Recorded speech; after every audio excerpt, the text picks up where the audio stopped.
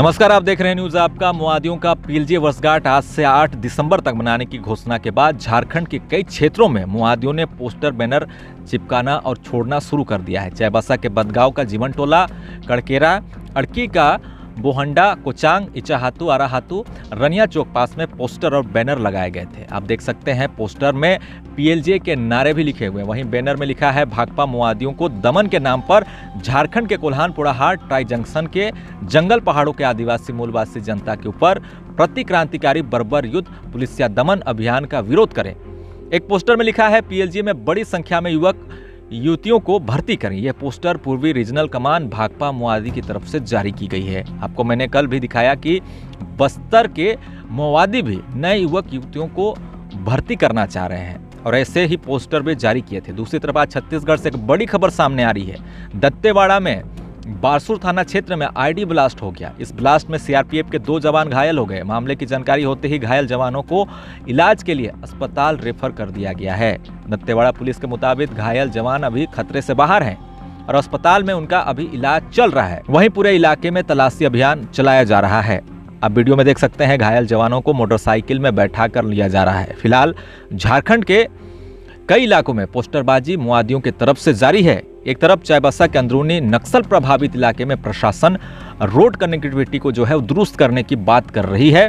वहीं माओवादी दूसरी तरफ संगठन में नए युवक युवतियों को जोड़ने की फिराक में दिखाई दे रहे हैं। यानी कि ऐसे समय में ज़्यादातर नक्सली घटना ज़्यादा देखने को मिलती है। जब भी कोई प्रशासन की तरफ से जब भी कोई सरकारी योजना नक्सल प्रभावित इलाके में पहुंचती है तब उसका माओवादी विरोध करते हैं और आगजनी करते हैं। माओवादी रोड कनेक्टिविटी नहीं चाहते हैं, गांव तक सड़कें वे नहीं चाहते हैं, क्योंकि माओवादियों के लिए सड़क बनना यानी कि जंगलों से संसाधनों की लूट समझा जाता है।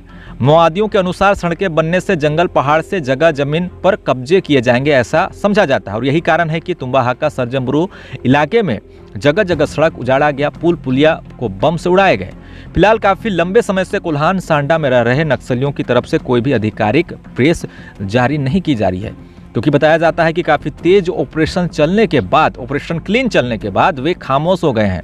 कोल्हान से सांडा की तरफ वो चले गए हैं। वहीं दूसरी तरफ सुरक्षा बलों ने नक्सलियों की बड़ी साजिश को नाकाम करते हुए गोलकेरा थाना क्षेत्र के मारादिरी के आसपास जंगली पहाड़ी क्षेत्र में करीब 8 किलो का एक आईडी बम को बरामद किया है, जिसके बाद सुरक्षा बलों ने बम को डिफ्यूज कर दिया है। आप देख सकते हैं तस्वीरों में किस तरीके से एक बड़ा बम धमाका होता है जब इसे डिफ्यूज कर दिया जाता है। यानी कि अगर सुरक्षा बल के जवान अगर इसकी चपेट में आ जाते तो काफ़ी बड़ा नुकसान हो सकता था, लेकिन उनकी कोशिशों को नाकाम करते हुए लगातार इस तरीके से बम को डिफ्यूज किया जा रहा है। जहां जहां पहले नक्सलियों का जो है आवाजाही होती थी, जहां नक्सलियों का रहना होता था, जहां नक्सलियों का गढ़ होता था।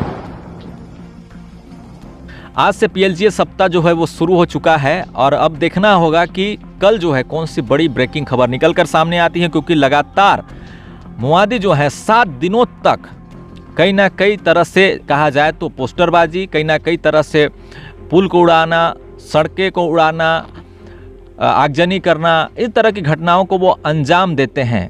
क्योंकि पीएलजीए का जो दस्ता है वो लड़ाकू होते हैं और कहीं ना कहीं एक तरह से अपने आप को शक्तिशाली, अपने आप को काफ़ी ज़्यादा मजबूत साबित करने के लिए कुछ ऐसी बड़ी घटनाओं को भी वो अंजाम देते रहते हैं।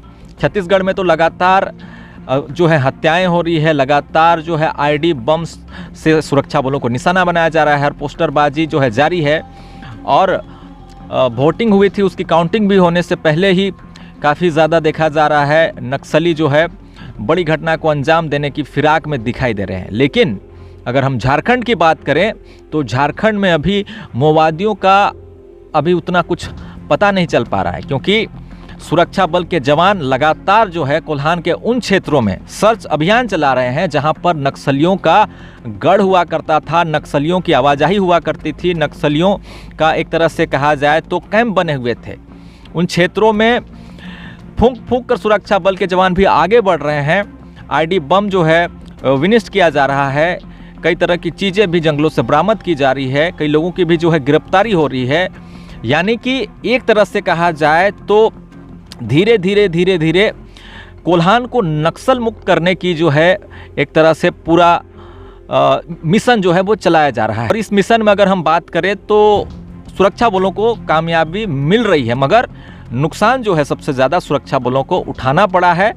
कई जवान हमारे शहीद हुए हैं, कई लोग घायल हुए हैं, कई लोगों की हत्याएं हो गई है।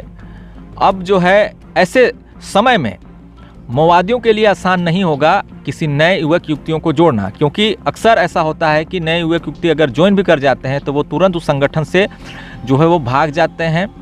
और अब जो है काफ़ी लोग, खास करके देखा जाए तो छत्तीसगढ़ में आत्मसमर्पण जो है वो कर रहे हैं।